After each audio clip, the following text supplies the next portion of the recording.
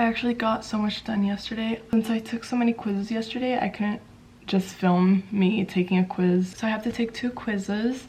I have to start studying for physio because I have a test next week. And I have to start my essay that's due at the end of the semester. So yeah, and I haven't worked on that at all. So I'm going to start doing that today. Speaking of essays, I wanted to talk about this video's sponsor. Grammarly is a browser extension that acts as a digital writing assistant. There's a free version and a premium version. However, the premium version helps your writing stay concise along with many other features. It helps you by suggesting a larger vocabulary and improving sentence clarity using Clarity AI. Using the Grammarly editor, there is a plagiarism detector that checks your writing across 16 billion web pages. Using Grammarly helped me out in my essay by avoiding repetitive use of the same words. You can even use Grammarly for something as simple as drafting an email. When using Grammarly as a browser extension, a little green bubble pops up in the right bottom corner. Once you click on the bubble, a screen pops up and gives you spelling and sentence structure suggestions. If you guys are interested, you can sign up for Grammarly at grammarly.com/Lani and get 20% off Grammarly Premium. I will also have it linked down in my description. Thank you again, Grammarly, for sponsoring this video.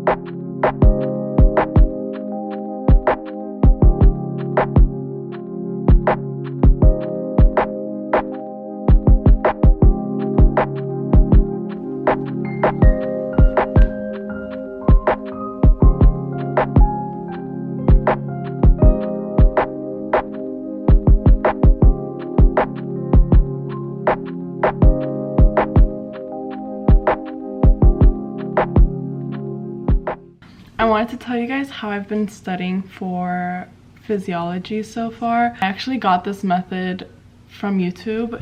It's like one of the doctors on YouTube. Before, as you guys know, I used to rewrite everything for my PowerPoint, and I wasn't really a fan of typing notes, which I still am not a fan of. I think typing may be great for reinforcing material, but I don't think typing notes is as effective as writing notes. I did for 3 exams so far, and it worked really well for those 3 exams. So basically what I do is I get the PowerPoint, because you kind of have to know what your professor or teacher tests based on. So at least my professor is very PowerPoint based. Some professors are textbook based, which might make it a little harder. But if you're given a PowerPoint, it's pretty much given to you. You don't have to do the highlighting and finding the key information in books. I basically make my own questions, and I think it's really good. It doesn't have to be, you don't have to technically make your own questions. I've seen someone just erase or like block out certain words in the PowerPoint so that they can try to remember what was in that slot. What this is a form of spaced repetition, and what it makes you do is it makes your brain kind of try to retrieve the information that you did learn. So for example, when I make the questions, I know what the information is. So for example, I have the first question is, what are the 3 types of muscle tissue? I've seen it, I try to integrate it while I'm writing it. So then I'll write, what are the 3 types of muscle tissue? I'll say the 3 types of muscle tissue,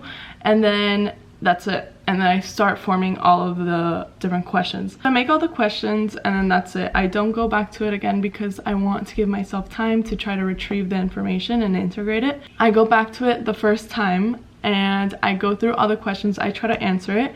The ones that I got right, I highlight yellow, and the ones that I got wrong, I highlight red. Then for the second round, anything that I got right again that was yellow, I'll make green. I made it like a hierarchy, made it based on my preference. Once I know that I know the information for sure, it's green, and then yellow, and then red, and then purple. If something is highlighted purple, it means that I don't know it because I've gotten it wrong at least twice. If something is green, that means that I got it right at least twice. Yellow and red are like in the middle, but yellow means that I know it a little more, and red means that I know it a little less.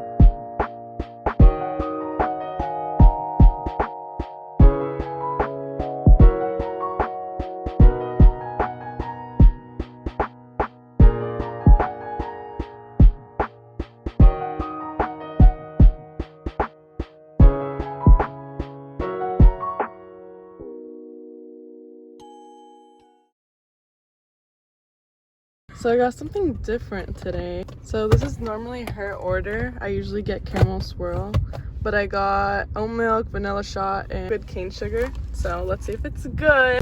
Let's try it. I don't normally like sweet coffee, even though my Dunkin' order is really sweet. Wow, that's really sweet. What's the creamy thing? The shots, the flavor shots? Do they put caramel or? I think they put caramel on this. It has to be caramel. It tastes caramel, right? It's like thick, and that's usually the caramel. I mean, I guess. I'm gonna rate it as 6 out of 10. I only did one liquid cane sugar. It shouldn't be this sweet. Unless the guy literally put like 3. I taste caramel. I do taste caramel. There has to be caramel here.